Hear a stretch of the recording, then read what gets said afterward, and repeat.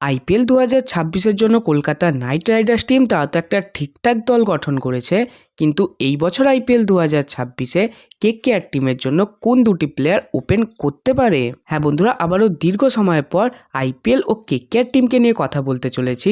আর আজকের এই ভিডিওতে আমরা জেনে নেব আইপিএল 2026-এর মরশুমে কেকেআর টিমের হয়ে কোন দুটি প্লেয়ার ওপেন করতে পারে। তাই তুমিও যদি এই আইপিএল 2026-এর মরশুমে কেকেআর টিমকে সাপোর্ট করে থাকো, তাহলে ভিডিওটিকে করে দাও এখনই একটি লাইক। আর এই রকম আরও আইপিএল ও কেকেআর রিলেটেড ভিডিও পাওয়ার জন্য চ্যানেলটিকে করে রাখো সাবস্ক্রাইব। তো বন্ধুরা, এই বছর আইপিএল 2026-এ কামব্যাক করার জন্য কেকেআর টিম এই অকশন থেকে সর্বোচ্চ দাম দিয়ে বেশ কিছু খেলোয়াড়কে কিনলেও কেকেআর টিমের একাধিক প্রবলেম হতে চলেছে তাদের ওপেনিং ডিপার্টমেন্টে, যেখানে বর্তমান সময়ে কেকেআর টিমের ওপেন করার জন্য Ajinkya Rahane, Raghuvanshi, Finn Allen, Tim Seifert, Sunil Narine এবং ক্যামেরন গ্রিনের মতো বিধ্বংসী খেলোয়াড়রা উপস্থিত আছেন। তাই তো কেকেআর ম্যানেজমেন্টের কাছে একটা বড় দুশ্চিন্তা, তারা কোন খেলোয়াড়টিকে ছেড়ে কোন খেলোয়াড়টিকে দিয়ে ওপেন করাবে।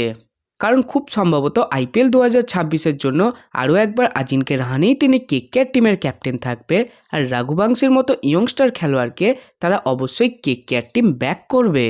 এবং এর পাশাপাশি Finn Allen, Tim Seifert, Sunil নারিনরা তারা বর্তমান সময়ে দুর্দান্ত ফর্মে আছে। কিন্তু আমার মতে কেকেআর টিম তারা এই বছর শুরুর দিকের প্রথম কয়েকটি ম্যাচে সুনীল নারিনের সাথে নয় টিম সাইফার্ট আর তা না হলে ফিন অ্যালেনকে দিয়েই ওপেন করাবে। হ্যাঁ বন্ধুরা, এটা প্রায় 90% কনফার্ম যে কেকেআর তারা প্রথম দিকের ম্যাচগুলিতে সুনীল নারিনের সাথে টিম সাইফার্ট আর তা না হলে ফিন অ্যালেনকেই রাখবে এবং 3 নম্বর ও 4 নম্বর পজিশনে আজিঙ্কে রাহানে ও রঘুবংশীকে খেলানো হবে। আর তার সাথে দলের সিচুয়েশন বুঝে ক্যামেরন গ্রিনকে কেকেআর ম্যানেজমেন্ট ইউজ করতে চলেছে। কিন্তু তোমরা এবার ফটাফটভাবে কমেন্ট করে জানিয়ে দাও, এই আইপিএল 2026-এর সিজনে তুমি কেকেআর টিমের হয়ে কোন দুটি খেলোয়াড়কে ওপেন করতে দেখতে চাও। তো বন্ধুরা, আজকের এই ভিডিওটিতে এতটুকুই।